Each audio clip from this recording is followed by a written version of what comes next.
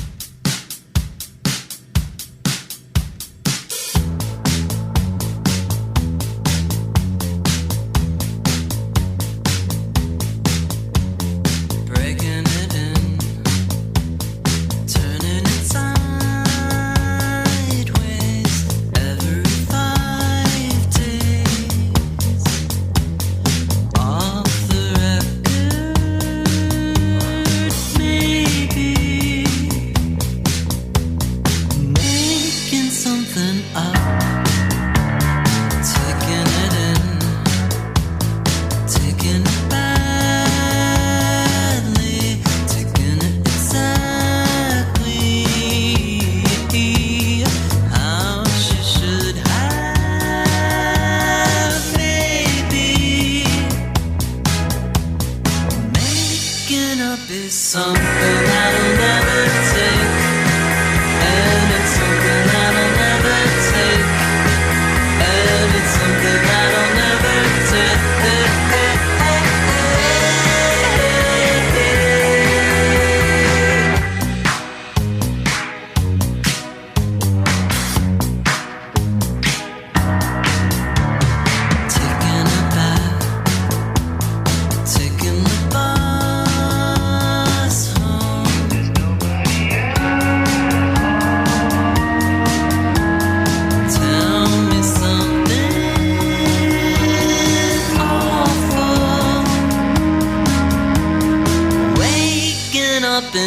I don't ever take.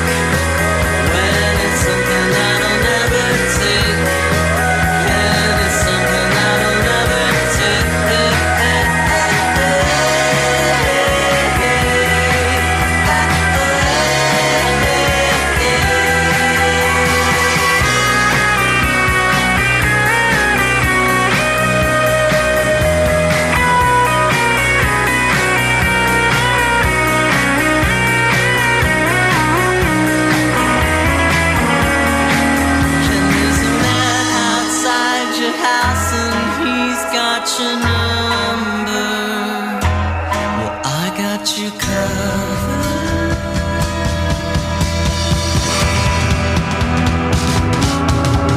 But it's something that I'll never take. But it's something that I'll never take. But it's something that I'll never take.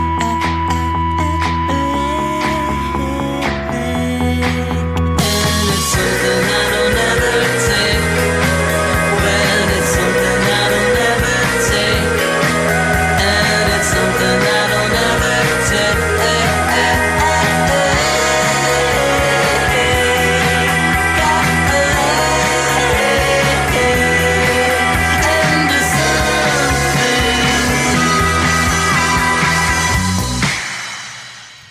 Hello and welcome to Snacky Tunes. I'm one half your host, Greg Bresnitz. That was just the Spinto Band, who will be playing from our archives later in the show.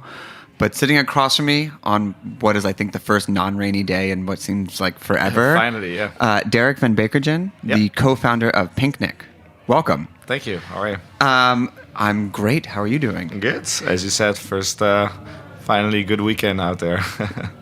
You got your start in hospitality and you came to New York in 2005. What were some of the restaurants that you were working in? Yeah, that's right. Came in 2005 from Europe, studied hospitality management in the Netherlands, and started at the Intercontinental in Midtown New York, and then moved my way downtown to the Soho Grand and Tribeca Grand Hotel, and then came back up and worked for John George, actually, which was my last post in hospitality before, starting the entrepreneur route.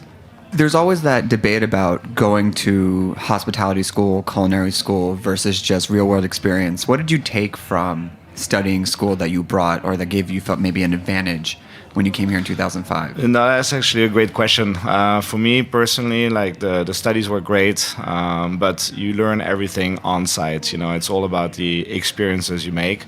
That really defines what this industry is all about. The studies are great. It basically tells you, the main guidelines of what to expect once you get into the industry. But once you get on site, you really get to see like how things work, and then the studies don't mean a lot actually until you experience it. So. It's like, this is how you deal with an irate guest versus someone screaming in your face. It's probably different read than in actuality. Exactly. What did you take from those years that kind of began? Because eventually you moved into music and managing and DJing. So what did you take from your hospitality years that you felt set you up for your music path? I just met a lot of people. I think the great thing in New York is that you meet, so many different kind of personalities. And that kind of like, set me on my own path. Once you got to meet people in such different industries and all of that, then eventually, I decided to move out of the hospitality sector and get into the music business, which was, something completely different than what I had studied for and what I had done. So it was kind of, a good balance to have it all there, so. How did you find your path in music, the music that you fell into and the place? And you also managed and you DJed as well. So what was the... Not me personally. Oh, you didn't? Oh, you just managed? No, just managing. So that is hospitality. I would say that you probably, it's a very small clientele as opposed to a faceless name. Who did you work with and who did you start managing? It was pure passion. I always loved, everything about the music business. And I had a cousin who is also from the Netherlands, who was into the DJing at a very young age. And so he came to visit me here in New York for a vacation. And basically we got him his first gig back then when Pasha was still, the happening. And so he had an opportunity to close out for a big name DJ. And so from there on, I was like, wow, this is kind of cool. And so him and I just started to brainstorm together. And the next thing you know is we got him to market. We got him signed to a really big label here in New York. And, we toured the whole world basically. So yeah, it was a lot of fun. How are the green rooms? Oh, it was good. Any special requests? I've seen it all. Okay. Yeah. But you never lost your love for hospitality and F&B No. because you stayed in the wine sector as well. We did. And actually my partner and I, we started a Rosé brand called Rosé s'il vous plaît. And so we did a little bit of a disruptive approach to the rosé business. So we came up with a rosé cocktail. And so the first flavor we launched, it's a rosé mimosa. And we came to market in 2017, and yeah, so far it's been great. We got picked up by one of the largest distributors here in New York, Southern Wine and Spirits, and we're mapping out the next 2-3 years and see how that will go. So. And your partner is not here, Pierrick, yeah. Is not here, but he is at the forefront of the overtaking, infestation, the overrunning of rosé in the States and in New York. Where did he innovate, and what did he see back in 2014 when he started to really kind of map out the plan for rosé? Yeah, so basically Pierrick had a wine marketing agency, and so he actually was the piece of promoting the French wines to the U.S. markets. And back then, of course, in 2014, when the whole rosé movement started, Pierrick had the eye for it and basically created the first festival that was La Nuit en Rosé. And so over 100 different rosé wines, all positioned on a beautiful setting on a large-scale boat. And we cruise around the Statue of Liberty, and people really have a chance to experience, rosés from France to Spain, even Turkish rosés. I mean, it's all there. And so there's a lifestyle component to it as well, and great entertainment and food. So people really enjoy it. It's a one ticket, and you get to have the 360 experience. So, what is the lifestyle component that is associated with the rosé drinker? That's a good question. I would say, of course, for us, being from France and from Europe, it all started in the south of France. So when you say lifestyle, it's, definitely at the beach, beautiful setting, great foods, great company with your friends, and, rosé come kind of like in hand with this. And that's how the whole movement started with the rosé all day, I guess, What makes for a good rosé?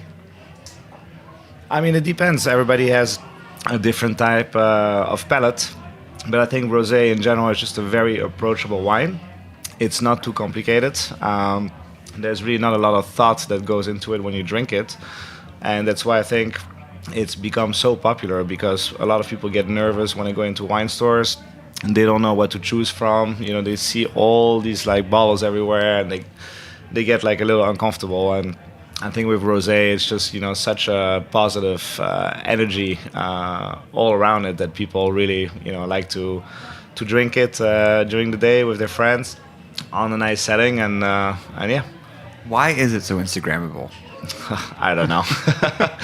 It's just it took off, I don't know. It's a hard thing to explain, but I think it's what you just said about the whole lifestyle component.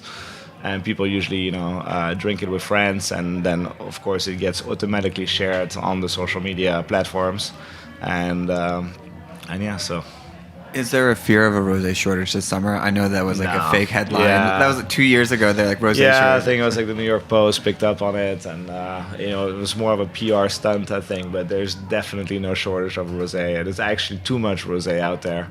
And you see a lot of brands that are going to disappear as well, because the competition is fierce. And so there used to be, like 1 or 2 big drivers in this business, and now there's, over 100 of brands in each store you go to. So, only the big ones really survive. And for the small brands like us, it's tough, because, you need a lot of capital to compete against the giants. And yeah.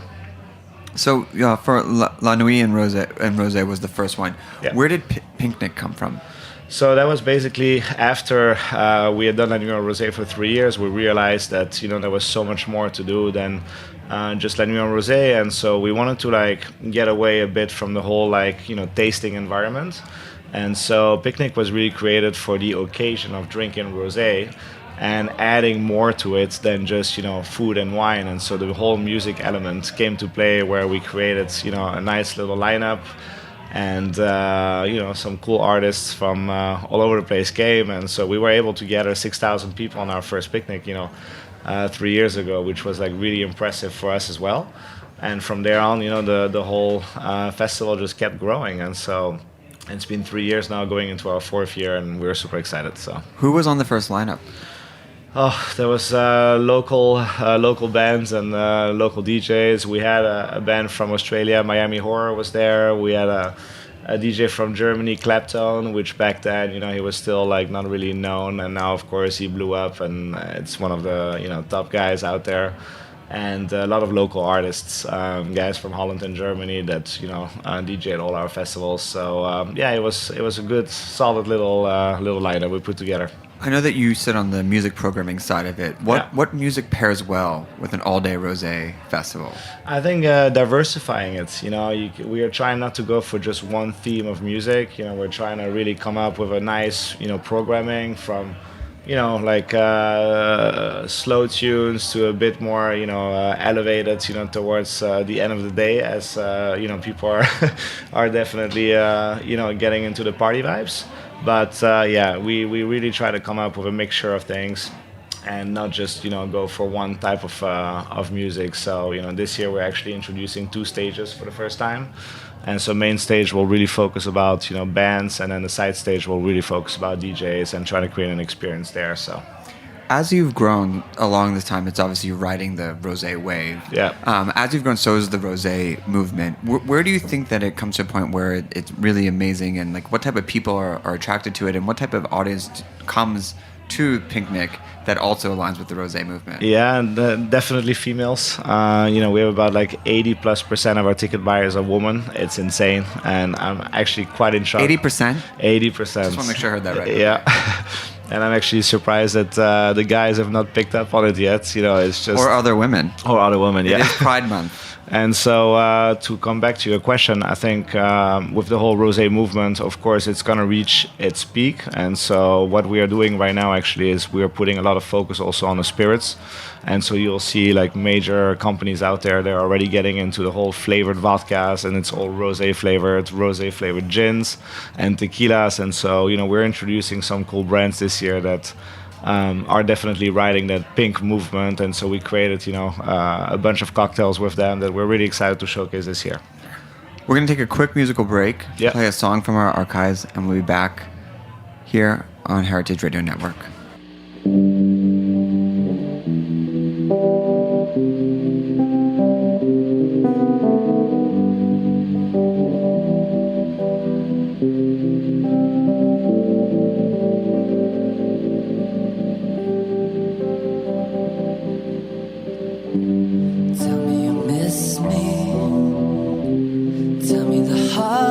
Part is when we're alone and nothing's gained, nothing's found.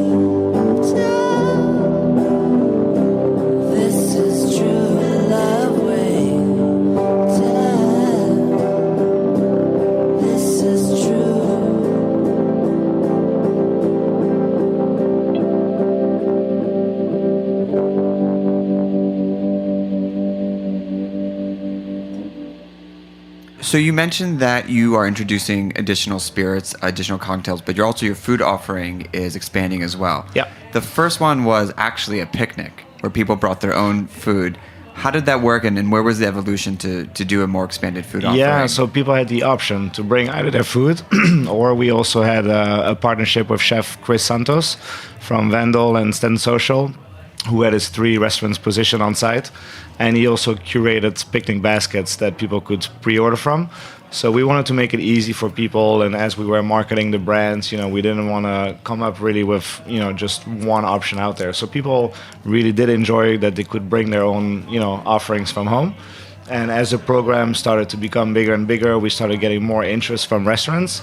And that's when we decided to make the move to really create something big. And so this year we teamed up with Thrillist, which is our media partner on the Food Garden front. And so we have 24 restaurants on site this year that will be showcasing, 3-4 of their main dishes they are known from. So there will be a lot to choose from. I mean, Roberta's is one of them. Roberta's is one of them. Van Very Leeuwen. excited to have them, yeah. What type of food needs to pair well with rosé? It's really like a personal thing, I think. We try to diversify there as well, so there's offerings for everyone. But I think, light food definitely works well on a hot summer day. So, we have, salads to like grilled foods, everything like in a picnic setting works really well, with rosé, so. Let's talk music. Yeah. Mark Ronson, Chromeo, 2 of our favorites. Yeah. I think I've seen Chromeo about 1 million times. Mark Ronson, new record. How do they play into the overall setting, and how were you able to land on those 2 as your headlining artists? Yeah, so I think both guys speak really well to our demographics. Obviously, Chromeo being New Yorkers, they are very much respected over the years for all the great shows they have done. So we're very excited to have them for the first time at the festival. And Mark Ronson, there's obviously so much to say about all his achievements in the music business, and so same thing there. We're very excited to host him for the first time. And his album just came out, Late Night Feelings, which I don't know if you have had a chance to. We have. Yeah, so that was really fantastic, and so he will be bringing 2 or 3 live guests with him during the show that will be revealed very soon. So we couldn't be more excited about it. That's incredible. Yeah. And then to round out the music, you have the Frenchies. And a number of other people in there. Talk about the rest of the lineup. Yeah, so we actually have like a couple of local guys, like I said before, Germans and Dutch, that created this nice little concept called Kindercircus. So they'll be, headlining the B stage on Friday. And so it's more of an underground vibe, with some disco and some funk to it.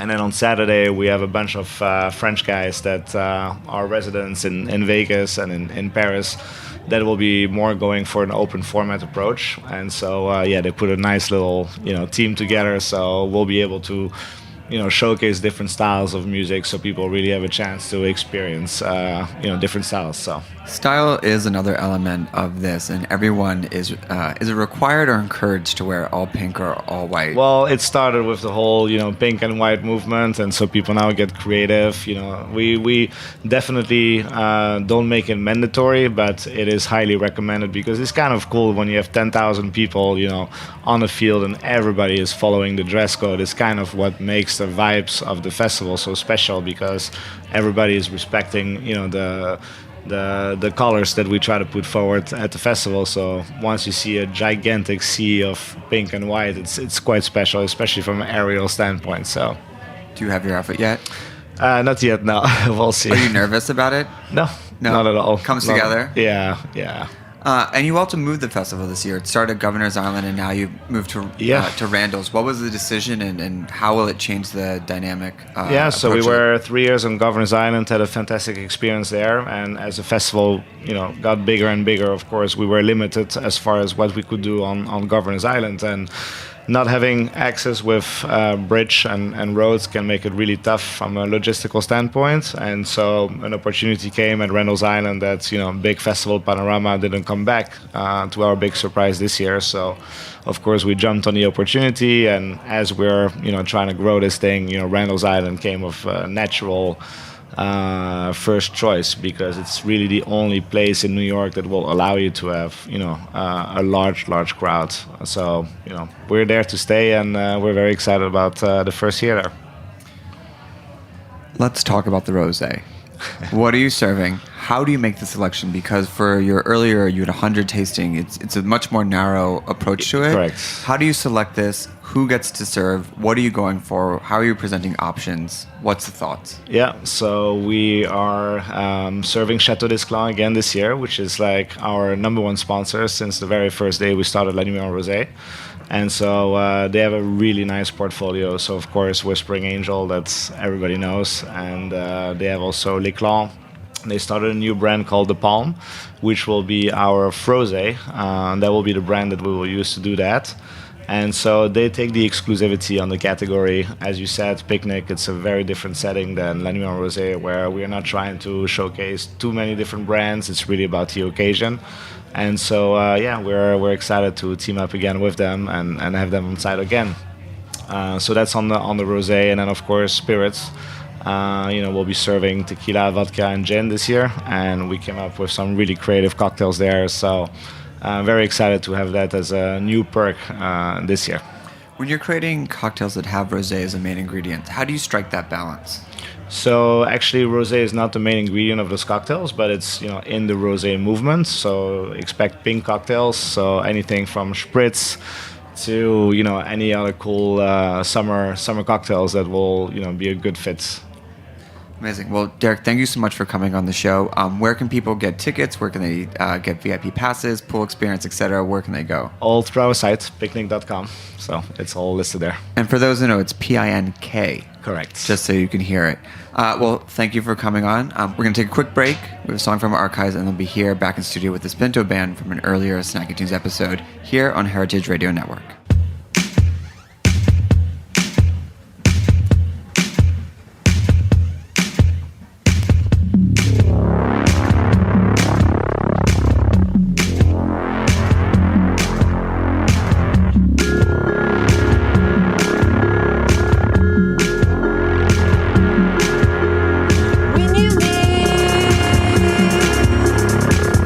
I can feel the feeling of your face on my cheek.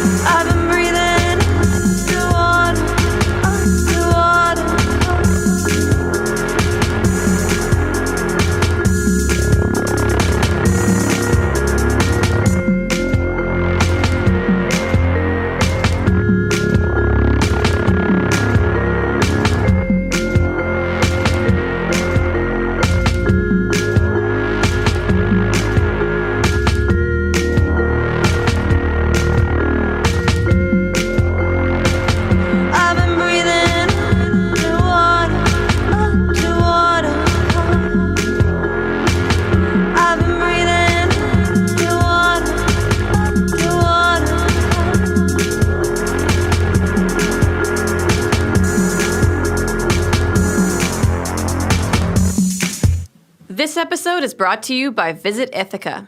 Located in New York's Finger Lakes region, Ithaca boasts an authentic craft beverage experience, tasty farm-to-table culinary adventures, and scenic outdoor recreation.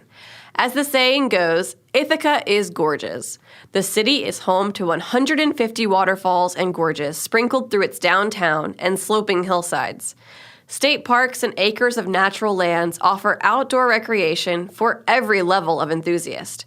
Come stroll among the cool ravines, scenic hiking trails, and natural vistas. Ithaca is home to Ivy League Cornell University and Ithaca College, resulting in an influx of new cultures, new tastes, and new energy every year.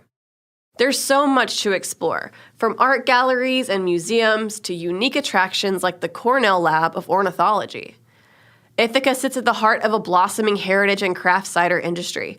Some of these delicious ciders can be bought in market, but many of the most unique varieties can only be experienced with a visit to Ithaca and this great cider region. Go to visitithaca.com to get inspired and plan your trip today. Are you enjoying this podcast? Heritage Radio Network has plenty more. Hi, my name is Sam Ben-Ruby, and I'm the host of The Grape Nation on Heritage Radio Network. With this show, we bring wine to the people. Each week, we bring the best guests in wine on, taste different wines on air, and invite our listeners to taste with us. You'll find our approach to wine decidedly unsnobby.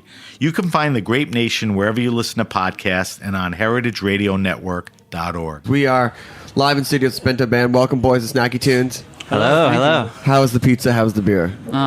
Beautiful on all accounts. Yes. We're just playing a little game of music, literally musical chairs. Moving around. All right. No. Boo. No. So why don't we go around the room, introduce yourself, say who you are, what you play, etc., etc. Right. My name is Nick, and I play guitar and I sing words. You don't have to raise your hand. No one can see us. Oh, they can't look out this window. Dude. It's kind of like half. Like one way, like you can't really see in, but we can see out. You raise your hand, do a dance, do a wave. Yeah, that's the way I like it. Yeah, I wish. Can you come into Roberta's and order this seat? And I want to sit in the seat where I can just stare at everyone. We're the only music show. Really, there's one other music show. Most of it's like talk radio, so I don't know how engaging it would be. Unless you like stalked a guest or a host and you want to lock eyes with them and be get me, I want to be in your show. But generally, I feel like people are more surprised and slightly perturbed or questioning why they're having a bunch of people stare at them while they eat at that one particular table. And this is Thomas, and I sing and I'm playing ukulele right now.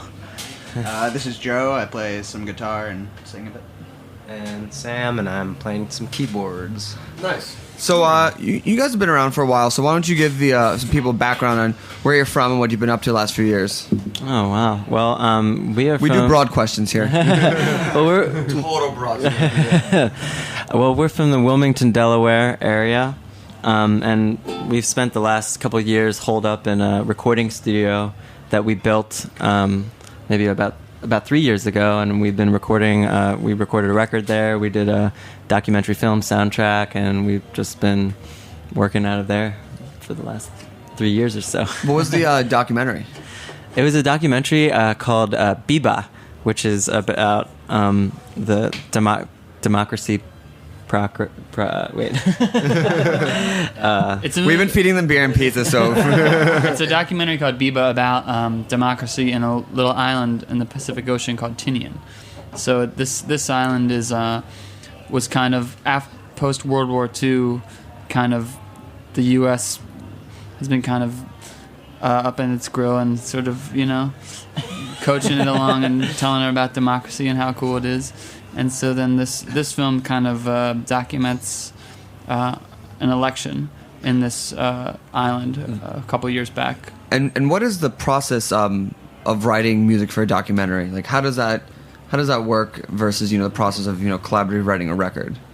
Well, yeah. I mean, this was actually our first time ever doing a documentary specifically, and this when the director approached us, he had some sort of ideas about the kind of music he wanted. For example, like the island itself is like the government is sort of a mix of this democracy that we're trying to teach them about, and then they're just normal clan kind of like way of governing. So it's this weird kind of mixture of the two.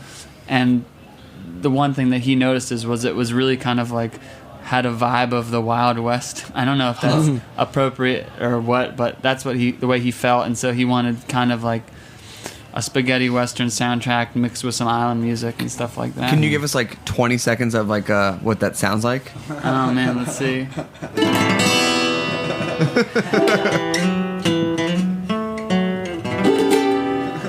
Right. Okay.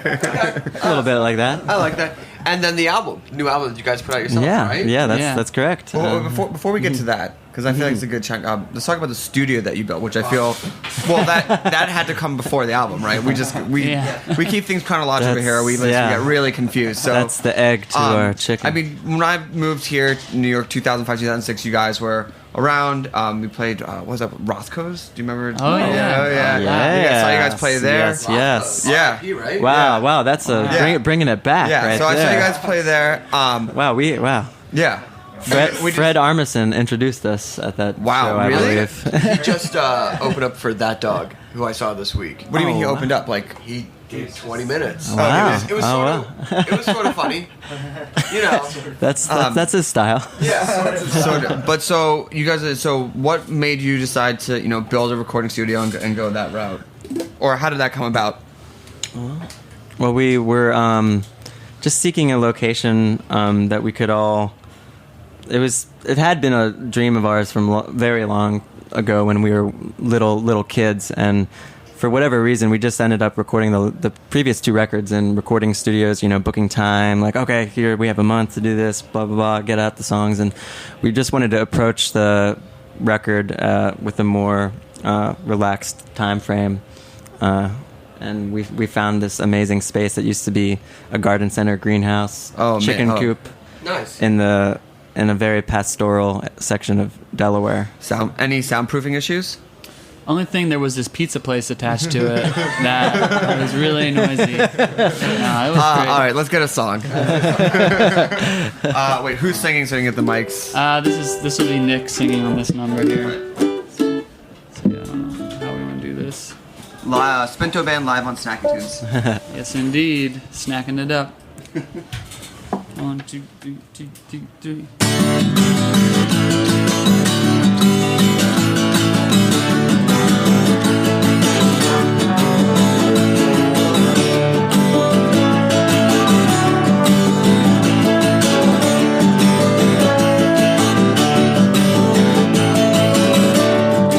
Take me by the hand, and take me by the hand, I'll be no good. Take me by the hand so you can feel the sting. I'm just a living thing. I'm just a living thing.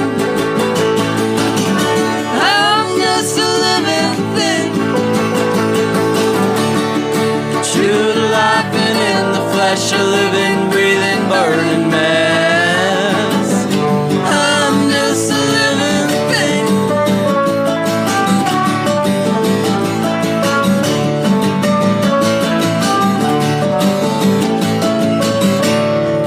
Take me for a walk. Take me for a walk, I'll be no good. Take me for a walk, I'll lead me by a string. I'm just a living thing. I'm just a living thing. I'm just a living thing. True to life and in the flesh, naively digging for the scratch. I'm just a living thing.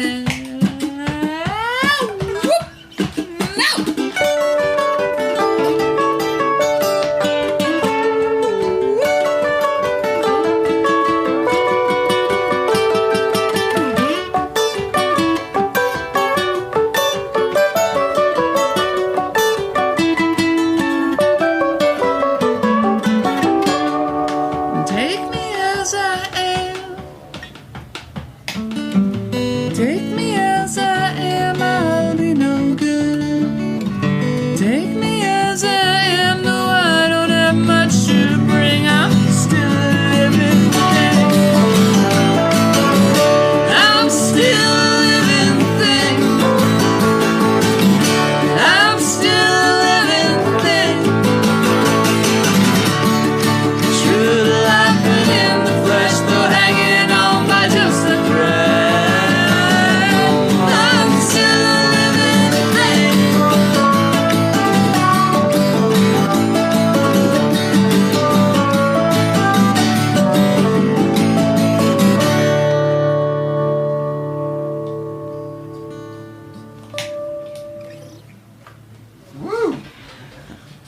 That is awesome. What is that song called? The Living Things. I feel like there should have been like French horns in that song. That's what it sounded like, though. A little bit on the synthesizer, right? A little bit of horns. Oh, yeah. Is that the French horn sound? I mean, also have the frog sound too, which they sound remarkably alike. And the salsa just pre-programmed beat. Yeah, that's the funny sound. That's a pretty funny sound. So you built the greenhouse. The greenhouse. What's the name of the greenhouse recording studio? The Garden Center. Interesting. So that you guys like what? 2 seconds? 3 seconds? And then, so did the documentary come when you start working on the record, or was it kind of intertwined, or what was the process? Yeah, we started on the record first, and actually had just finished the album when that whole documentary thing came in, and so it was kind of sort of a relief because we kind of were fed up with recording after like spending so much time on an album, and then the documentary was a really good excuse to do more recording, but not be in a fresher mental space. You know? Did you? So I mean, obviously the record is yours, but when you did a documentary, like, did you feel less ownership or less precious, or what was like the mentality about the songs that you or the music you made for that? It was nice because there was already a theme and set in place, and we're also the film was already made and edited, and so we just had to provide music to fit the images, and there was already an end product that was there that we just had to make an accompaniment for, as opposed to writing for ourselves, which is, you never know. It's a big question mark whenever you're writing or recording a song. So like when the director would come up and be like, I don't like this, did you argue, or were you like, all right, we'll just try something else? No, I mean, like, luckily he liked a lot of what we did, but I mean, it's sort of his project at the end of the day, you know. So, and that was sort of one of the fun parts for me, at least, was just being in a situation where I was like taking more direction rather than it was just like, oh, we're gonna make our own thing. It was like, oh, like, it's fun to collaborate with somebody and work with someone who is not only in a different field, but we don't even know as well as we know, you know, each other and stuff like that. How did you guys know each other? Oh, We're brothers.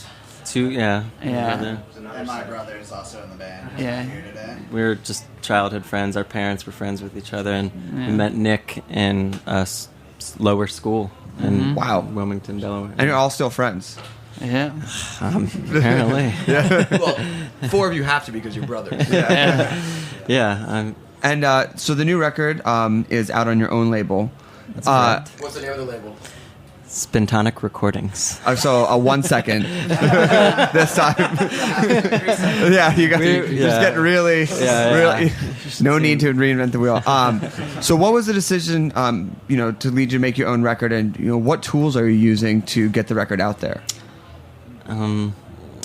CD manufacturing. We have, animated GIFs are a big part of it. Well, we just, I don't know. It just felt like a natural thing to do after the point we were just seeing what record labels were actually doing, and it seemed, I guess we were kind of ambitious and thought, oh, we could probably just do that ourselves. We don't need anyone to help us out with that, and so we decided to do it. And we're still a little unsure about how it's working out. The record's only been out for a month, so I think it's out in stores. People can hear it. I think it's out there. Yeah, it's out there. We've been lucky to have distribution through Red Eye, which has been they're amazing. Yeah. So it's not all just the back of the station wagon or anything. No, I mean, but it's those. In modern day, like, those are not secrets anymore. Like, you can find, like, you could hire a PR person, a PR team, who your label would probably hire. You can get your own distribution. It's just, it's more work, and the potential that, like, the label also has its own following, but it really is kind of comes down to marketing and distribution. So it's like, who do you add to your team? So are you doing PR yourselves, or did you hire? No. Yeah, we hired PR. Do you want to shout them out? Yeah, we got Riot Act Media out of Portland, Oregon. Oh, hell yeah. I always feel the PR people are like the most unsung heroes. And they really. We are doing a project. We hired PR people, and I was like, I wonder what it'd be like hiring a PR team this time. And it's like you can set it up, and they will knock it out. Like, they will take it down. Yeah. Or however that goes. I don't think. Let's hear another song. Who's singing this time? I am singing this one. So yeah. Yeah. Should we do that? Okay. And then, or should I just? Okay. Cool. Yeah, and this. Yeah. What drum beat you got there, Sam?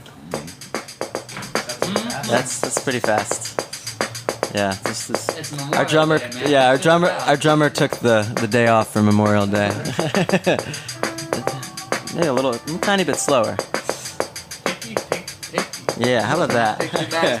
1, 2, 1, 2, 3, 4. Knock on a door, call out a name, folding your arms together. Remember, the more stops that you make, the more you get paid. Watching the birds, counting the wings, without adding up the feathers. Wait for the word to come through the string and take me away. Whenever seasons come and go, so if you want to clear your throat,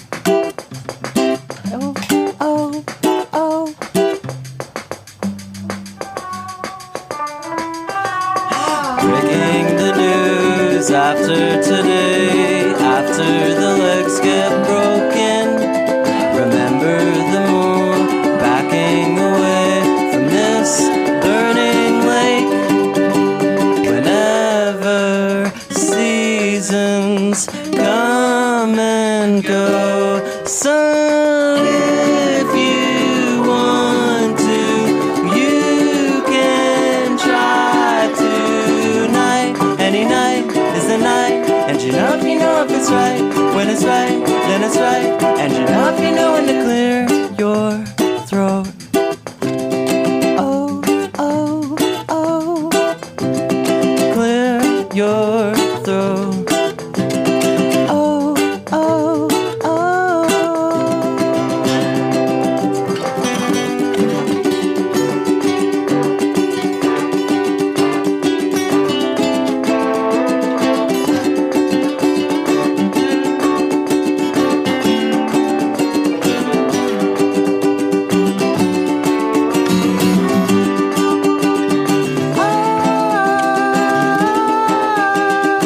You can try to, if you want to. Night, any night is a night, and you know if it's right.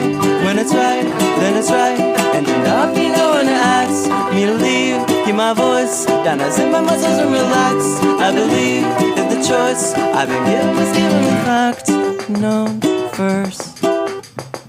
You'd be worse. Well,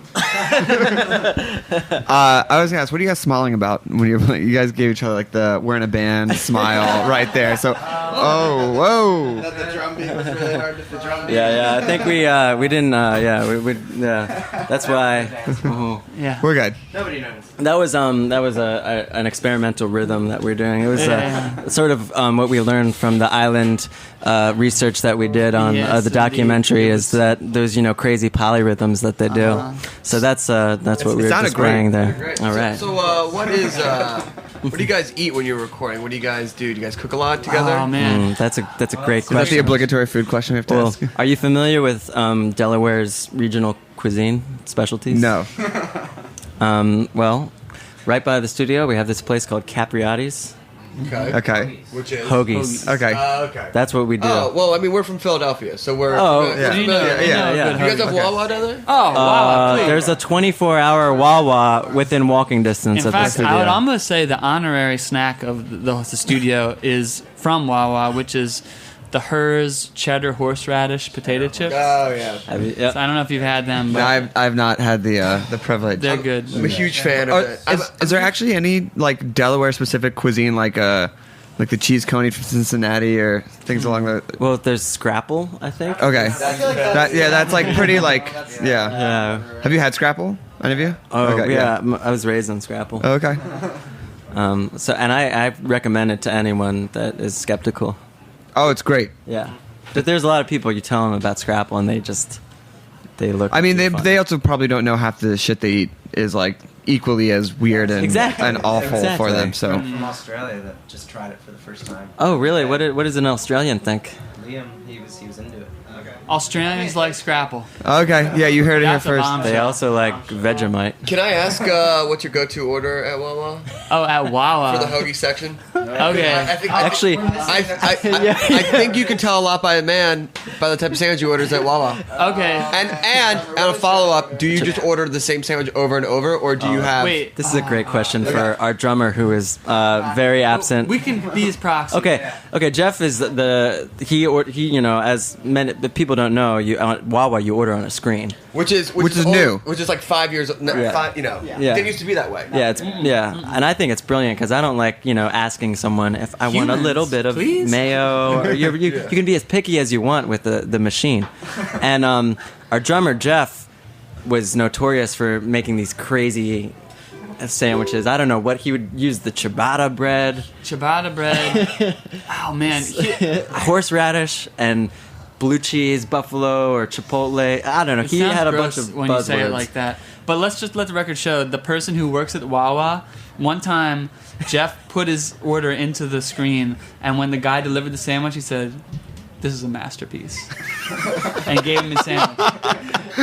That's true. And since recently, in the last month, Wawa has actually changed their touchscreen computer system for the worse. For the worse. And Jeff has a lot of complaints. Wait, what happened? They got rid of the ciabatta. They got rid of ciabatta. Yeah. That was go-to and bread. and they toast limited it. your options in terms of the beauty of the Wawa ordering screen was that you could make any sort of imaginable. And now I think they limit somehow like what you can toast. It's all this weird red Jeff tape. was on online forums complaining. Yeah, you can go on the internet and go to the Wawa forum. I'm so sad that And he actually filed a complaint with his local Wawa affiliate, and he apparently the two of them had a good discussion, and the Wawa employee agreed with him that the new ordering system wasn't as good as the previous one. I mean, corporate rules though. But I mean, hopefully, Jeff will run for office and make some changes. So summer's here, new record out, so that usually means tour. You guys hitting the road? Yeah. We are doing a little bit of road hitting. We just finished up a little residency in New York and Philadelphia, and then we're also going to go out to Chicago in a couple weeks, actually, to play Rib Fest. Wow. Yeah. Speaking so of that food. should be exciting. Speaking of food. Can you use a rib as a whammy bar? We were thinking about that. Get some Thurston Moore action, pour some rib juice on our guitars and see what happens. Amazing. Well, we want to have a little bit of time to get one more song in, but you want to get people the nuts and bolts, where to find you guys, where to buy the record, how to maybe hire you for a documentary. Or on the finer tips of how to make a Wawa sandwich. Right. Well, I mean, any Wawa in Delaware, you hang around long enough, we'll be there. Look for the guy ordering the ciabatta bread, and that's probably one of us. But spintoband.com is probably your go-to source. And we have the record for sale there. It's probably the best place to order it because if you really want to support the band, then that's the place to go. But if you really want to support Amazon or iTunes, it's all. Or if you have a gift card that your aunt gave you for Christmas time, you still haven't used it, I have these money to Sam Goody and strawberries. Okay. I think. And I think just so everybody knows, our album is guaranteed by the wall-to-wall lifetime. In case. My favorite thing would be when I beat the wall and I'd see people just bring in the cellophane from a CD and be like, I have the sticker, can I get the CD? And they'd have to explain to them, it's like, no, you cannot get a new CD without having the old CD with your turn. It's great. I forgot about the wall. So what what's happens if the CD scratches? Don't worry about it. so what is the name of the last song you're going to play? This is called Leave Yourself Alone. And who's singing? I will take this microphone. Thank you for listening. I will be gone next week. Hopefully we'll be here next week. And if so, Oberhofer will be making his second studio visit. So thanks for the Snacky Tune. Big shout out to Spinto Band and Underground Eats. And Happy Memorial Day. Yeah, here we go. It's a good time. Thanks for having us.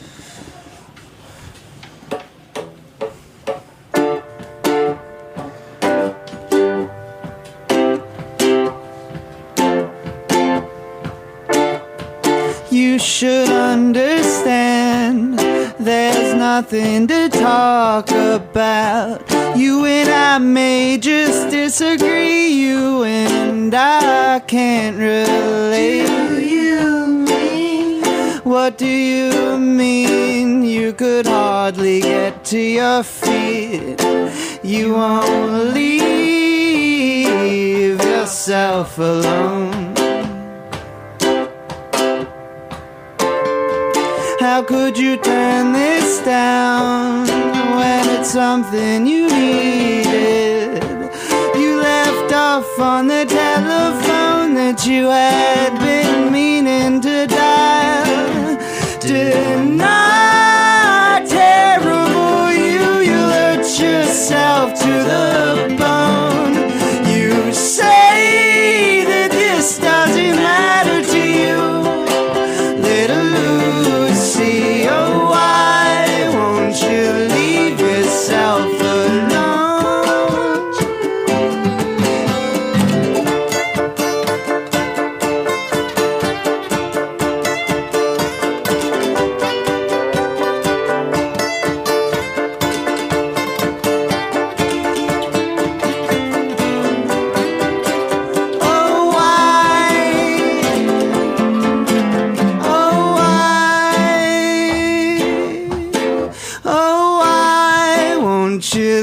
Yourself alone. Oh, why won't you leave yourself alone? Oh, why won't you leave yourself alone? Oh, why won't you leave yourself alone?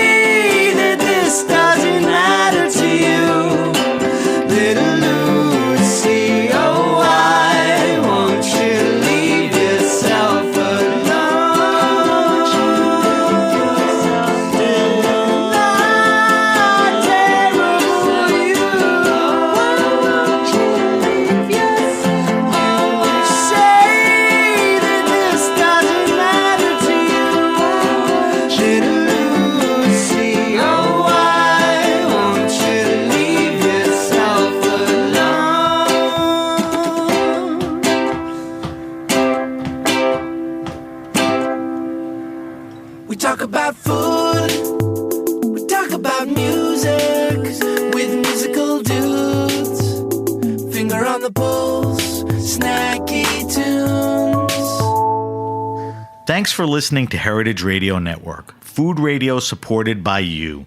For our freshest content and to learn more about our 10-year anniversary celebration happening all year long, subscribe to our newsletter. Enter your email at the bottom of our website, heritageradionetwork.org.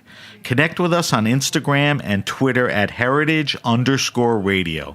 You can also find us at facebook.com/Heritage Radio Network. Heritage Radio Network is a nonprofit organization driving conversations to make the world a better, fairer, more delicious place. And we couldn't do it without support from listeners like you. Want to be part of the food world's most innovative community? Subscribe to the shows you like, tell your friends, and please join the HRN family by becoming a member. Just click on the beating heart at the top right of our homepage. And thanks for listening.